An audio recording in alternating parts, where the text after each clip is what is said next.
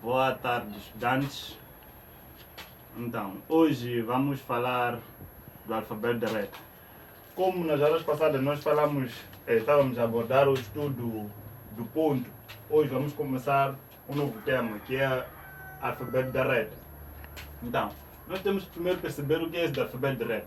Alfabeto da reta, alfabeto da reta é a posição que uma reta pode tomar em relação aos planos de projeção. Então, as retas na verdade são muitas e geralmente, ou seja, a maior parte das retas são designadas pela primeira letra do nome da mesma reta. Então, vamos começar aqui com a reta de nível. Vamos entender a reta de nível. A reta de nível ela é paralela, a sua projeção frontal é paralela ao eixo e a sua projeção horizontal é oblíquo em relação ao eixo. Então, como nós dizemos que a designação das retas, na maior parte delas, elas são designadas pela primeira letra do nome. No caso da reta de nível, usamos a letra N para a sua designação, não é? Agora vamos na reta de frente. A reta de frente, na verdade, é o inverso. O comportamento da reta de frente é o inverso da reta de nível. Isso quer dizer o quê? A projeção vertical, assim, na reta de nível, a projeção vertical a projeção frontal, que era paralela ao x. Na reta de frente, já a projeção frontal passa a ser oblíqua em relação ao x. E a projeção horizontal paralela ao x, não é? A sua designação também aqui toma a letra inicial do nome da reta, não é? Agora vamos à reta de perfil. Também a sua designação que é denominada pela primeira letra do nome. Qual é o comportamento dessa reta de perfil em relação ao plano de desenho? A reta de perfil apresenta as suas projeções perpendiculares em relação ao eixo X. As duas projeções são perpendiculares em relação ao eixo X, não é? Passando já da reta de perfil para a reta fronto horizontal. A reta fronto horizontal é um dos casos particulares que a sua designação não se apresenta para a primeira letra da reta, do nome da reta. Olhando para a reta de fronto horizontal é a reta frontal. Nós precisamos que a letra inicial é o mesmo, é FF. Então, para não haver a comparação, posso assim dizer, nós não podemos designar essa reta com a primeira letra do nome do mesmo. Então, aqui nós escolhemos uma das letras do alfabeto latim, que é de A a Z, para a designação da reta fronto horizontal. Então, qual é o seu comportamento em relação aos planos ao plano de desenho? No plano de desenho, nesse caso. A reta fronto horizontal, as suas projeções, tanto frontal, tanto horizontal, é paralelo ao eixo X, não é? Então, nós vamos dar continuação agora com a reta do topo. Conforme nós vínhamos estudando desde as aulas passadas, o estudo da reta, continuamos com a apresentação das nossas retas em relação ao eixo X. Então, na aula passada paramos na reta fronto horizontal.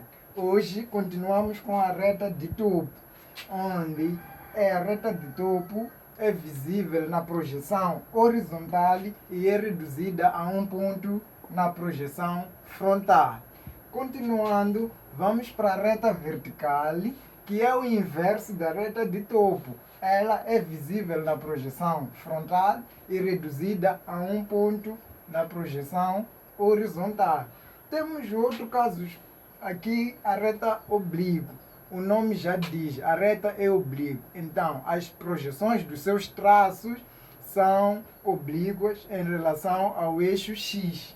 E temos aqui também a reta passante. A reta passante, o seu caso particular é que todos os traços dessa reta são coincidentes num único ponto no eixo X e as duas também são oblíquas em relação ao eixo X. Chegado aqui, nós temos o ponto final ao estudo da reta, com a previsão da próxima aula para falarmos da rotação. Conforme nós dissemos na aula passada, que falávamos de estudo da reta, hoje entramos para um novo tema que é rotação. Mas vamos ver a rotação somente para figuras planas e segmentos de reta. Então, rotação consiste em chegar à verdadeira grandeza de uma figura ou de um segmento de reta.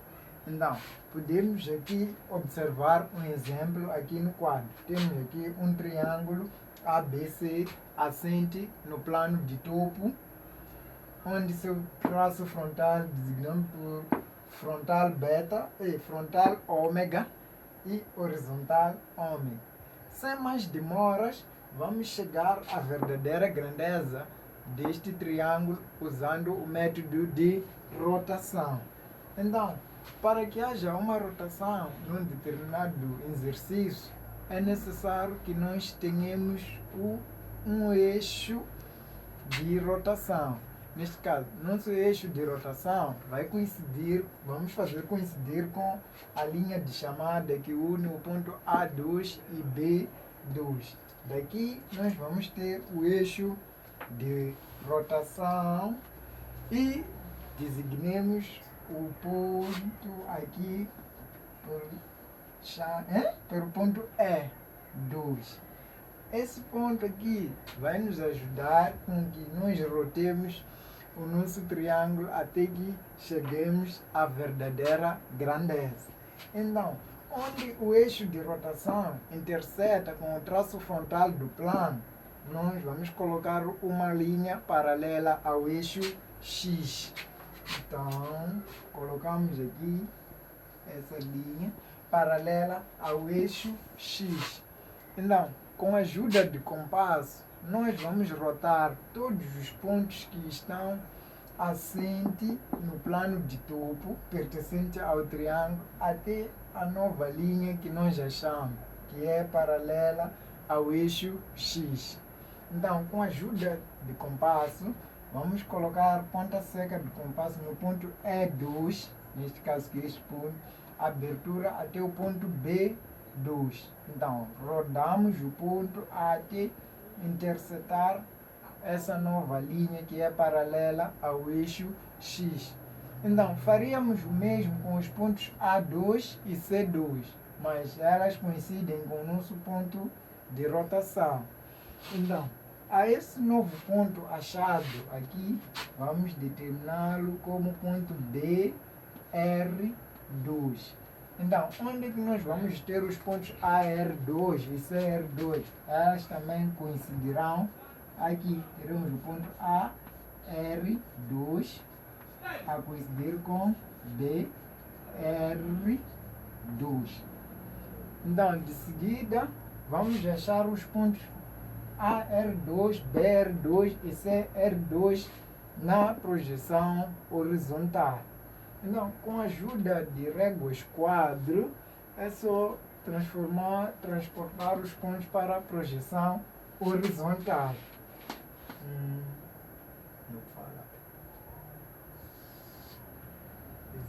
Já puxamos aqui uma linha de chamada que parte do ponto BR2.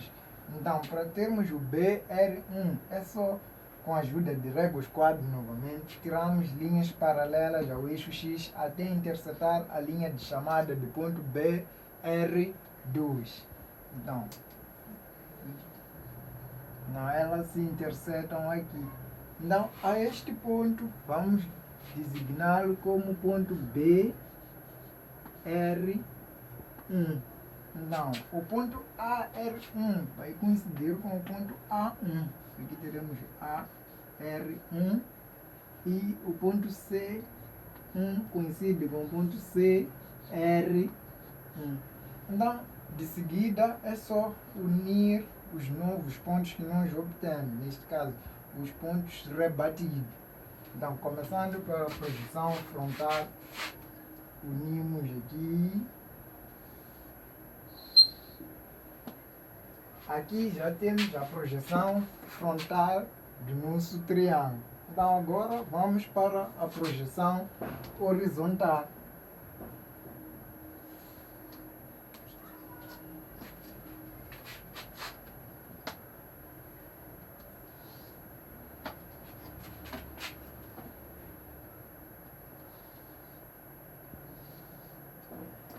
Exato. Então, aqui já temos o triângulo na sua verdadeira grandeza na projeção horizontal. Então, a esse todo processo designamos pelo nome VG. VG significa verdadeira grandeza. Então, por hoje paramos aqui e continuaremos na próxima aula a determinar a rotação de segmentos de reta com o professor Afonso. Sim. Vamos dar a continuidade com a nossa aula, fazendo a rotação do segmento de reta, nesse caso. Como nós vimos na rotação de uma figura plana, aqui na rotação do segmento de reta não há muita novidade. Vamos fazer os mesmos procedimentos. Vamos fazer coincidir uma linha, um eixo, nesse caso, de rotação, com uma das projeções, um dos pontos do nosso segmento de reta. De seguida, vamos fazer coincidir um dos pontos para usar como charneira. Vamos usar este ponto A como charneira. Vamos fazer coincidir com o ponto E. Não é? Depois de ter o ponto de charneira, não é? Depois de ter o ponto de charneira, que vamos usar como o nosso ponto de rotação, nós vamos fazer pertencer, ou seja, vamos fazer coincidir uma linha paralela ao eixo X, coincidindo com o ponto A, não é? Então, vamos fazer isto. Como nós já temos o nosso novo X aqui, posso assim dizer, vamos rodar o ponto B usando como charneira, usando a charneira que nós temos aqui. Então, com a ponta de seca do compasso aqui na charneira, que é o ponto 2, conhecido como ponto 2, abertura até o ponto B, vamos rotar o ponto B até tocar no novo X, não é? Então, aqui teremos o nosso ponto B, R2. Então, temos que fazer o mesmo com o ponto A, mas olhando para o ponto A, quando nós colocamos a ponta seca do compasso no A, é para rodar o ponto A, vai considerar aqui mesmo. Então, aqui teremos o ponto A e o ponto E a coincidir com o A, R2. Então, nós temos que achar as projeções dos nossos pontos rebatidos na projeção horizontal. Então, vamos fazer uma linha de chamada desses dois pontos para a projeção horizontal. Então, depois disso, vamos achar a projeção horizontal dos pontos rebatidos. Aqui teremos o nosso